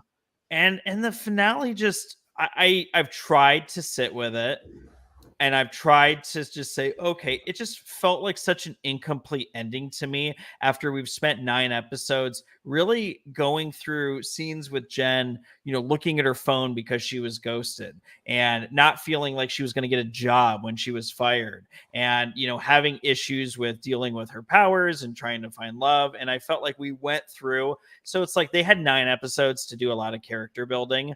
And then we end the show, me being the Hulk fan, not with something involving Jen, which is what I wanted, but something involving Scar, which was the worst VFX I've ever seen in my life. Worst But it's haircut just like, I've seen in my life. I think it's the worst. but it was just like, yeah. it was just like, it just felt so incomplete to me. And I don't know why. Like episode 8, I'm like, holy shit. I literally said to my wife, I wish I would have just ended it. And the funny thing is, we're watching the finale, and then all of a sudden, like the Disney Plus screen comes on, and for a second, I'm like, "What the fuck just happened?" And then she starts coming out, and I'm like, "Oh, okay, so she's doing that." And then it kept going, and it kept going, and it kept going, and I was enjoying it.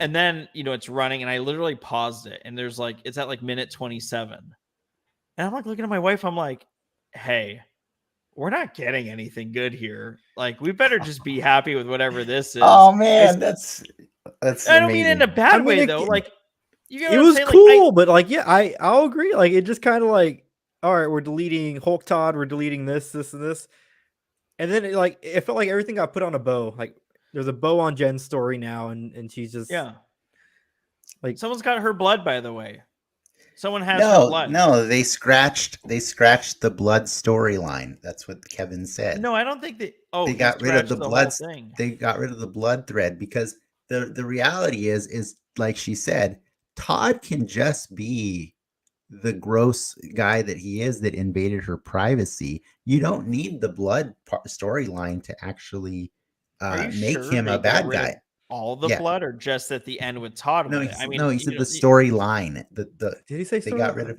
yeah, they but got see, I rid of the wasn't sure if blood that meant story. like the storyline just at that Like moment. Hulk. I think I you still guys are. feel- I think you guys are like really too like literally into the details of an Whatever entire. Kevin says, No, and it's whatever. just what Like happens. you guys get the point where she came into the real world, the real universe that makes shows, and Mhm. she made the writers change it.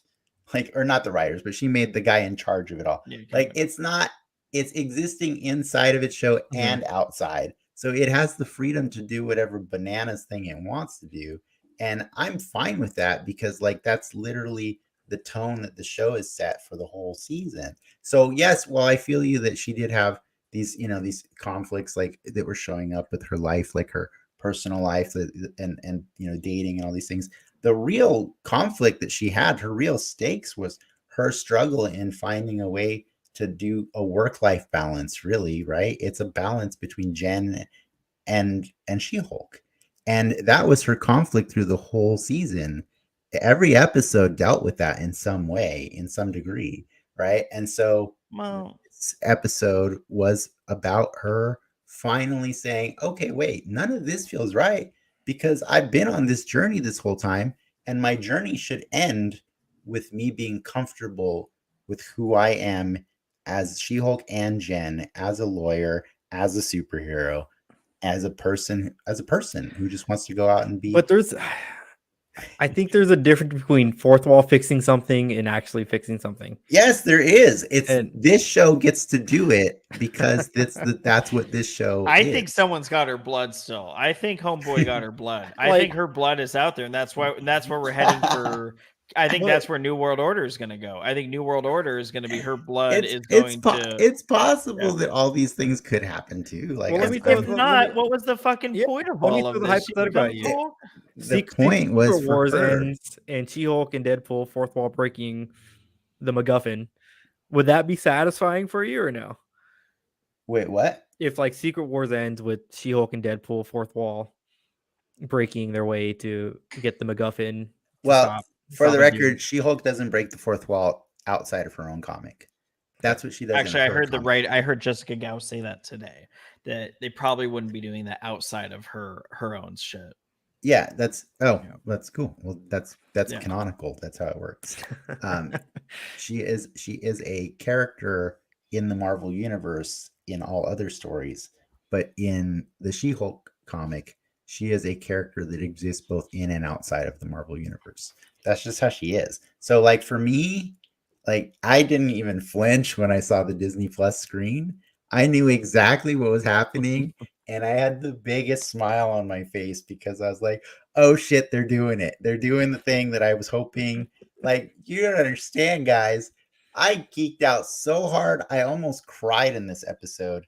Then, an hour later, I watched it again and I almost cried again because I've never seen a comic so faithfully represented in it, like translated onto a different form of media. You know what I mean? Like, I've never seen it so. Do you think accurately it plays done. well with just casuals or no? With I don't No, think they won't I get it. think They won't even understand it. I think it plays to very specific audiences, and I think that's a tough pill for some people to swallow. You know what I mean? Because like, you know, Marvel is intentionally trying to expand their audience base. That's what they do because that's what they did at the corporate level when they were just a Marvel Comics, and now that's what they're doing at the corporate level where they're with Disney and they're making movies. You know, like they're gonna keep expanding their reach by creating things that are flavored towards other people. You know what I mean? It just so happens that like this is not like my normal comic that I read. It was like I was in my late 30s when I found She-Hulk because it'd been recommended to me so many times because I might have been a little salty about like how every comic plays out the same all the time. Every story in the comics is always, you know, a formula. And somebody's like, you should try She-Hulk. And I read She-Hulk. And she did this crazy fourth wall breaking all the time, manipulating the comic, doing things. making things reset, retconning stuff within the actual issue itself. And I was like, I freaking love you. I love this comic. I love this character. And why have I never done this? You know? And so I'm this weird guy that likes both the MCU. I like my hardcore Frank Miller Daredevils, but I also like my Dan Slott She-Hulk. And it's weird. And so I feel very privileged to have been a fan that gets to watch this show and not be upset about like the things that you guys are saying, because like I'm like, yeah, but they got my She-Hulk on point, man. Like I'm really sorry for the way like this is gonna be All perceived those by some Scar people. fans out there are pissed. Oh Yeah, that I'm does not a look Scar like fan, Scar. dude. I don't That even does not care look about like Scar. Scar. Yeah, Did but you- I Yeah. mean, Scar. I don't think you'd set up like the reason that Jen has these powers is because you had a Sicarian, ship, and then we see Bruce like go out, and then he comes back. And don't forget when she was talking to Kevin, do you remember what she said? Yeah. I'm getting ready to reveal it now. I'll save it for the movie. You know, like Yeah, save it for Yeah. the movie. I mean, so I think she's saying either we're going to get World War Hulk, or we're going to see. I mean, we already know that the leader is going to be in Captain America: New World Order. But see, like even with the fourth wall break, I think there's actual confusion between the three of us on how much of what was erased. I believe that scene and homeboy giving himself Hulk powers on the spot was erased. But I don't think they're erasing back to episode 8. Yeah. Because if they're doing that, the whole season, going back to Wrecking Crew and episode 3, was about getting her blood. I mean, you can't build to all No, that the whole stuff and then season just wasn't erase it. about that. The whole season was about her. But no, I think what Adam's saying, like Everything. if you erase something that early on, then does the rest of it matter? Like And that's the problem that a lot of people are confronting right now with this show, is what parts of it matter. And I think the parts of it that matter are Jen, because it's about her. And so like if you follow Jen because you like her journey and you got to see her have the ultimate agency by completely rewriting her own story, then like what does it matter what parts matter? Well, okay, I'm gonna get really weird on you then. But then why didn't she stop to rewrite getting ghosted? Why didn't she stop to rewrite, not being able to find because a job? she's rewriting her conclusion. She's not rewriting all the other stuff. And what she's saying is about Todd specifically, because I think that's what the hang up is. Todd doesn't need to have this Hulk storyline, this Hulk blood storyline. He can just be shitty on his own. He can just be shitty on his own. Exactly. And so like that storyline could or could not be erased from the entire episode, like 9-episode run. But it doesn't matter, because like here's the beauty of She-Hulk, is because it's self-aware and it's able to do ridiculous shit like this, it can also do another comic book trope, which is the retcon. So if they decide that the blood trope matters, you better believe the retcon comes back and says, oops, we fixed it. You know what I mean? Like, well, don't forget, what was it? End of episode 7, they've got, some scientist, whatever, he's got her blood up on the screen, and they're watching her with a camera. It's like they just alluded to too many bigger, sinister things to all of a sudden have a fourth wall break at the end, just delete it all. I mean, it would defeats the purpose of the show for me. And I'm really big on like, I want to move forward with Disney, and I don't need, like, the cameos are not what I'm here for at all. In fact, I thought Loki was perfect. I got a little bored in the middle, but I thought overall Loki was great. I thought Miss Marvel was great until the final episode. Yeah, I don't know. I mean, I get it, and I loved it for her, and I thought it was unique. It just fell so flat for me. And I honestly think if you would have flip-flopped it and had 8 end a little differently, but sort of similarly, I thought that would have been perfect. But then it wouldn't be a sitcom, you know what I mean? It would be something. No, I get it. Yeah. Yeah. And so like I guess it just comes down to like, did you want that for She-Hulk because it would be more tonally in line with the other shows that you liked? Or It's like the Or monkey is paw, it right? because Like, it would have been appropriate for She-Hulk? it's So, Dennis, what percentage of viewers on Disney Plus, what percentage yeah, let's get into it. barely All right, understood that? Gloves are off. No, I mean, I'm just Yeah. curious because I'm curious what you think. Like, do you think that people on Disney Plus understood it? Because like my wife, knows all things Hulk, and she watches every movie and ad nauseum with me, and she's watched every show 3 times with me. I don't think she had any idea what was happening at that moment. And I paused it to explain. I think the casuals were a little lost. Yeah, I think the Like, casuals were, but I because think you had to be willing to accept that level of fourth wall break, and then I mean the whole Kevin thing. It's funny to us. It's hilarious. Again, the stupid little hat on the robot, chef's kiss. But I you're love how gonna, you try to have your cake and eat it too. but You I love the don't. Kevin, but you hate the fourth wall break. But Like, it's when you think of it as a bigger picture thing, right? Like how does they're drawing a line in the sand is what they're doing, and I think that's the funniest part. Is like I said before, like the comics do this too. The comics eventually make content that people don't like some people don't like. You know what I mean? And sometimes some people is a large audience.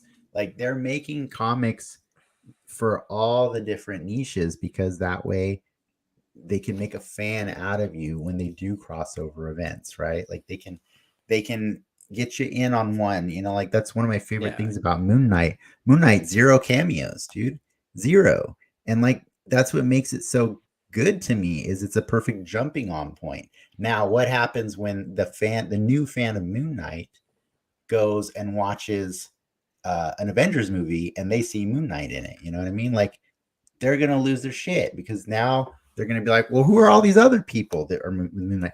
And I understand that the 2 people I'm talking to can't really see that perspective because you're so far down that rabbit hole of loving all of the Marvel universe that it's like, duh, who only likes Moon Knight? Dude, my sister-in-law only likes Moon Knight, and I think that's so freaking cool. I think that's so awesome that people can find new entry points. And so I think what She-Hulk catered to was people who read those comics who knew exactly what was happening when that Disney Plus wall showed up, which may be a small minority, myself included. B, everybody who didn't know what to expect and understood this show is weird from the very beginning when she did the fourth wall breaks. You know what I mean? And then C, I think it's a large contingent of women who feel highly represented because they're taking a lot of the standard tropes that are usually seen in male dominated media and they're flipping them on their head and making Daredevil do the walk of shame holding his boots. That's hilarious, man. And the only reason that scene exists is because it's hilarious. There is no I live my life in a wheelchair. I don't even need to wear shoes most of the time if I don't want to. And I still see Daredevil walking, holding his boots, and I think to myself, I don't think men actually do that normally. They just put their shoes on. No, that was great. But you should call an Uber. But did I think it was freaking hilarious because they intended to do that with this character? Yes, that was awesome to me. I mean, and they had a Boston Terrier in that scene. I got 2 of them. In fact, I have a brown Boston Terrier that the Boston Terrier running the other way. It was I thought that was great. I thought it was perfect. Yeah, and so I think those are the audience. You know what I mean? And so I don't think that's a bad thing. Is it weird that okay, you're making the show that's for these specific people and not necessarily for everybody else, but you're still going to cram a Scar in there? Yeah, but the Scar was also like a joke. And so if you do get him again, which you probably will, I bet you they'll do it in a way that doesn't make it better or worse that you watch that She-Hulk. You know what I mean? Like you could still get Scar. We're going to get him with a bigger budget. Exactly. Like, I mean, She-Hulk's expensive, right? So they had to make her change off screen. Like, I mean, but that VFX roller coaster through the season was insane for Marvel. Oh yeah, yeah. I mean, we talk about it on the show all the time. I think Yeah. they found the margin. You know, you Yeah. either do Thanos or you do Black Panther, Rhino, and Exactly. I love that they you said found Thanos, that. because that's what I mean. That's what I always compare it to. It's like you look at Thanos and you think like he could be standing outside and I could walk outside and see him, and like I would accept that he is here. I Yeah. would accept Drax. I would accept Groot. Like I would accept them. They looks that good. But She-Hulk But or Drax Scar is not Dan- CG. No, I was just I Oh, didn't okay, mean sorry. Drax. I'm Sorry. yeah, but like Yeah. I'm just thinking like I would accept. I'm trying to. When I said Drax, I'm trying to think of who I thought of. But Groot, you meant but- Groot. Groot, or yeah, Rocket. Or Rocket. Groot, yeah. Rocket, But Rocket looks like, great. yeah, Rocket looks great too. By the way, Rocket, you can see the fur. Man, like But they're not Amazon. They They can't they do they a found like $750 million TV show. the 70% slider level that's cheap enough, but it gets it by. Like I think Yeah. it was. They it's got diminishing I returns feel to ya. go full 85. Thanos. I feel you, but for me, like I set a lower bar for the special effects, knowing that was probably going to be coming up in the show as a joke as well, because it's an unrealistic goal. And they said, like, look, would they weighed the scales, right? Would people rather have a She-Hulk? Like the fans of the people that could be new or people who are old fans of She-Hulk, would they rather have a She-Hulk now or not have a She-Hulk at all? You know what I mean? And they weighed that and they said, it's better. It's better that we have her. Spreadsheet turned green, and they And- said, you know what, let's do it. And it's okay. She can be the joke. She can be the joke for now that her special effects aren't great, because there's nowhere to go but up. You know what I mean? Like they're not going to just start doing animatic She-Hulk in the 3rd season or something like that. You know what I mean? Like she's only going to get better. And so I would rather have her now like locked in as a character. And Tatiana Maslany is so freaking awesome. You know what I mean? she's Like, perfect. She's like, literally perfect. yeah. Exactly, As see? we wrap this up, I mean, are we happy? Not where She-Hulk is at as a character, but the She-Hulk that we got on the board at this moment in time. I'm happy with all of it, including Daredevil, like trying to have a long distance relationship with her for like the first episode. Yeah, I'm cool with it. Like I think it's great. I've been counting down to this show. Episode 1, I was like incredibly hooked. And I mean I would give this show a 9 out of 10. Seriously. I'd give it a 9 out of 10. Like I thought it was that good. That's pretty good for storylines being were upset great. with the storyline. Like, yeah. No, I mean I was upset with I just in the Marvel world, I need things to matter. Tony Stark had a work-life balance issue. Bruce Banner has a work-life. Chris Evans, you know, like was weird. I say Chris Evans, not Cap. But anyway, but Steve Rogers, like all of these guys, all of them have look at Clint Barton and look at him balancing family and work, where he literally retired, comes back in Endgame. I mean, all of them are dealing with that, and yet they all have moments where they still get to go be the hero. And I mean, if you go back to episode 1, Hulk's even telling her, like, you have powers now. This sucks. But Like, but that's my like, question he's like, to it's fine. you, my question to you is, does any of it really matter if this entire timeline was created by a Kang? Get the fuck and- out of here. and- Get out of here. And the whole basis of this timeline existing is we're a on random like the rat deepest of Discord in a channels random now, like, rat in a van parked in a lot just accidentally turned on a time machine.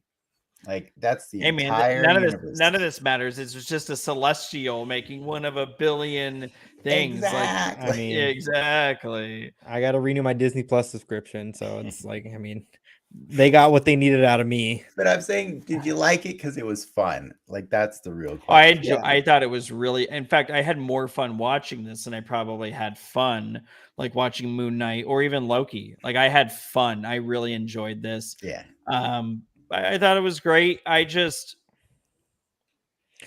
It was nice to have a show that wasn't world-ending stakes. I loved that. I think because that's where Miss Marvel fell apart for me. Like she's saving the world, and it's like, Miss like, Marvel let's tone it down a little bit. Miss Marvel never had a villain. Like that's the real reason. Yeah. The problem with that show. Teenage angst Like that was not the villain. Like that was her. That was the whole, I forget what they were even called. Clandestine. The clandestine. Yeah. They were terrible villains, and they just bowed out before the final episode of the show. They weren't even in the final episode of the show, and that's even worse. Like that's But So at least Todd made it to the end of this show, man. Like, you know, it's like, he but did. you know, you have. So I go back though, and I think this is what's tough about this show is it feels unresolved to me. Like it feels like one more episode's needed. They were going after her blood. Who? Someone hired the wrecking crew. Todd was involved. You can tell I can't get over the blood shit. Who was in the lab like analyzing her blood? You know, with the camera on her. Here's the thing. That was the leader. One day. You show me a radiation symbol. That's the leader. It's the leader. It's like, you know, and you got who are the, you know, the I don't know what to call them, like the people with guns pointed at her at the end of episode 8. Oh yeah, but who are they? That was damage. Are control, they damage control? Yeah. Oh, yeah, I see. Damage control. Yeah. Yeah, but no, that was probably damage control. Yeah. So okay, if it's damage control, then we start getting ties to Spider-Man and back to Daredevil. It was damage control because she ended up in the DoD facility at the beginning of the next episode. Yeah, which that too was like, it just felt that got really rushed. I hated how we like woke up. It was funny because I'm like anticipating how it's going to end, and I'm saying like, I hope it picks up right where episode 8 left off. And I can ask you guys one more thing. I know we're coming up on time. So episode 1, we have Titania, who clearly is a superpowered individual, breaks into a courtroom with a judge where a case is being fought, attempts to kill the jury by throwing something at them, and yet there was never anything that came of that. Yes. That made no sense to me. She's selling fragrances and she's doing experiences. She had low blood sugar, right? That was her excuse. Yeah, but like, and again, like the fight at the wedding with Titania, clearly Titania is a powered individual, but you had pissed off Jen, who's swinging with the full strength of a Hulk. Wouldn't one punch, she wouldn't be sitting there with like a bloody nose or bloody mouth, whatever it is. She'd be knocked out. There was just some trying to make sense of a couple Titania is historically like she's just like someone who bugs her. Well, she's like her main adversary, but but in a She-Hulk comic, the stakes are so much lower. So her main adversary rarely has to end up going to prison or something like, or gets out of prison the next day or something like that. I mean, I just took it as a way to color the MCU, you know, in terms of wow. I didn't like that. Like in you know, there's other superhero being like, not every super powered person is a hero or a villain. You know, they're just there. and not everyone is necessarily completely being watched by the DoD. Yeah, like Mr. Immortal. That I thought that was pretty funny. Like he's a dude who fakes his death. You know, he has powers, but like I love that they filled the MCU with all this, all these questions, and I love that, like, you know, you're still hung up on, did the blood matter? Is it gonna go? What's it gonna go? We'll find out in. I love all of that. 2 years. But like the thing that I've always like really stopped letting myself fall down the rabbit hole of is like, and I've just embraced, is that the Marvel Universe, no matter how much you dislike a story, give them time and they will make it better. And that has been like the whole hilarious reason why I just can't stop laughing at everybody who's upset at things going on in phase 4, because by phase 7 you're going to be like, phase 4 was so much better than phase 7. Like it's always going to be like that, you know what I mean? Like, well, the quality's definitely dipped. I mean, and I think that's why when you look at some of the delays that are coming up, they should delay. And I'm hoping what happened with Blade, I follow this stuff pretty hardcore. Like, we know the director left. Mm-hmm. And I'm hoping Feige was looking at some of the pre-production stuff, reading the storyline, and was just like, dude, no, this sucks. Multiverse of Madness was not what it could have been. You know, Love and Thunder was probably not what it could have been. Like, we're hearing the audiences here. They're not happy. We got to cut this shit. We got to be better. We got to tighten it up. Or they're seeing audiences in different places or different demographics. You know what I mean? Like, yeah. It's It's possible. been a. Because I I'm gonna be wouldn't call honest. this my favorite MCU year. I'm gonna be honest. We got Black Panther coming out. Earlier, when But Adam was listing all the different Disney Plus shows Mhm. and stating whether or not he liked them or disliked them, I was, except for Miss Marvel, I was in complete disagreement with Adam on every single one of them, and that's pretty What? interesting. Wait, I I thought was. Adam liked WandaVision. You're a WandaVision fan, right? I did not like the ending of WandaVision. I thought the ending of You got WandaVision the was Scarlet terrible. Witch. You got No. the Scarlet Witch. You got. She was always the Scarlet Witch. I don't care that they didn't call her that. We got to see the Mind Stone at You play. got it was Agatha all along. That was so dumb. Like I always knew it was Agatha. Hold on. Adam, were you on the Mephisto train or no? I wasn't on the Mephisto train. I was on the engineer being Reed Richards train for like 2 weeks. Exactly. You mean Major Goodner. Major Goodner. You Yeah. mean the horrible Major Goodner that made it impossible for me to enjoy that show, because that show was built on a house of lies. Every single episode was feeding you Easter eggs to something that you got a got Wonder Man excited tease for. in there. Yeah, there's a Wonder Man tease. There Got was several. Bova. And I'm not even mad that they did the story they did. I'm not mad at all. I actually really like the story as like from the perspective of Wanda. I think it's cool. I don't care that she's the Scarlet Witch by the end of the episode. Like I do like Wanda's arc, but my problem with the story is why distract fans with Easter eggs that actually don't matter to it. So when you say like the mother of all, like why did none of it matter? I look at that show and I say, why did none of that matter? You know? And then as far as Loki, I actually thought it was a real, it was bad storytelling to Dennis and I disagree though on that one. introduce Jonathan Majors as a character that was never been alluded to throughout the show. I'm not saying it's wrong for He Who Remains to be the architect of everything. I'm saying don't just introduce him at the end of the show. Like it doesn't follow good storytelling structure to like, usually your villain, your secret, your nemesis should be somebody you met earlier in the story. You know what I mean? Like it's off-putting when it's a character that never appeared or been mentioned in the entire thing. That's just me. But we went on this journey about to find out, oh shit, these timekeepers were the architects of time. This is crazy. And then all of a sudden, wait, that's a Disneyland animatronic. Holy shit. And at least we got some sort of payoff, and it ended up being a massive payoff. And I think they had to do that. I mean, that's how it'll be a massive payoff. That will be. It will be a massive payoff. Right now, I want to say that like almost legitimizes story. It's the not. show, the Disney Plus shows that moment where we're gonna drop that level of a character in this show with the knowledge of that payoff going, you know. But he's not that level of a character yet. That's the point.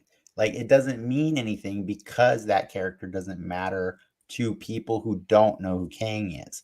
And but so no one like, knew who Thanos was if you don't read the comics, and you watch you watch him at the end and you're like, oh, now we know what's about to happen. This is cool. Yeah. I understand, but I'm saying like but it's a cop out because that one wasn't Kang. That's not even Kang. He's a different one. You know what I mean? He's different names, Conqueror. Yeah, and just the idea that the entire MCU had been scripted by that, you know, it's like, okay, that's kind of annoying. Wasn't that funny though? Like the entire MCU is scripted by this guy, and then you have the Eternals, which kind of made it seem like our whole universe is just kind of bullshit. Like everything that happened with Thanos and the snap was really just a Celestial getting bored and creating another planet, you know. And then all of a sudden now you got She-Hulk breaking the fourth wall, and it's Kevin. Like it's just interesting how, I mean, I like it because I mean it's like I say to Liz, I'm like, Venom 2 sucked. Morbius sucked. But if you just look at it and you're like, I was just reading like one comic, and you just take a step back from watching Morbius, you're like, that wasn't that bad. Visually, it was kind of cool. I know that seems nuts because like everyone hates Morbius, but no, I'm like, Ricky, look at it through that lens. I'm with you. It was a fun ride. It justified that ticket for me. My wife agrees to the point where the visuals were cool. she does feel that movie sucked. Yeah, Like that's just my on bar. its Cool own, it visuals, sucks. I'm in. Yeah, same. But yeah, no, I love it. I think if anything, Loki made it easier for me to enjoy She-Hulk because, like, like how many times are you gonna undo the destiny of the MCU? And I feel like this was the best way of doing it. But yeah, like, and then Moon Knight, I don't know, I can't get a read, but for me, Moon Knight was actually one of my favorite things of Phase 4. I actually really loved that entire But show. I love Oscar Isaac so much, and I loved seeing him switch seamlessly between these characters throughout the whole thing. And I actually, for this show, I did myself the disservice of reading every single Moon Knight #1. Psycho. There was 8 of them. They've relaunched that title 8 times. Or sorry, his appearances 8 times. 7 #1s and then the Werewolf by Night. They're all not great. Like the newer ones are better, like the more recent ones. The oldest ones are quite problematic. They even actually come with a warning on Marvel Unlimited when you try to read them. Hey, this is from a different time, blah blah blah. And honestly, I would say the show did it better than all of those issues. I mean, but again, I see all those. Same with She-Hulk. Like, am I happy with the Moon Knight we have at the end of that show? Yeah. And exactly. ultimately that's what matters. Like, that's like the #1 selling point for me on the show is like if something's good or not. If I'm happy with where they leave that character, cool. And in fairness, because I know I'm going to get more with time. I think that's why we can still do the show together every week when I don't wring your neck. You know what I mean? Because like we still come out, both of us liking the thing. Just that we go different directions to get there. Yeah. And that's fun. I like it, and I respect the reasons that you didn't give it a 10. Which, by the way, I would give that show a 10. I would give She-Hulk. You give Moon Knight a 10? No, She-Hulk a 10. I'd give She-Hulk a 10 all day. Every day. I don't even care about the special effects. You have to sell that statue. Ricky knows my bar. My bar is if they're better than the Rhino and Black Panther, they're fine by me. Ricky, what do you give it out of 10? She-Hulk? Yeah. I'd say it's an 8. 8 out of 10. I was gonna say he's gonna say 8. It's an 8. I had fun. I had fun with all of it. Like I love that we nitpick all these shows, but like, did I enjoy my time with the show? Yeah, that's a win for me. That's all I need.